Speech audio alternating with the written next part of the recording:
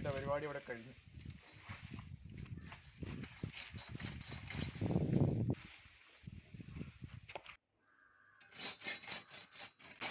അത്രേ ഉള്ളൂ, തീർന്നവിടെ.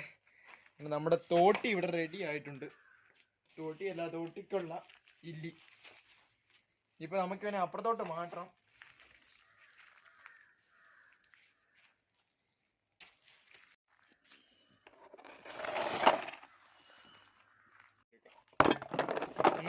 നമ്മളിവിടുത്തെ കുറെ പുല്ലൊക്കെ ഉണ്ടായിരുന്നു കേട്ടോ. ഇതൊക്കെ പറിച്ച് ക്ലീൻ ചെയ്താണ് ഈ കാണുന്നത്. ഇനിയിപ്പം ഇതിന്റെ മണ്ണൊക്കെ ഒരു കൂന പോലെ ഇവിടെ കൂട്ടുവാണ്.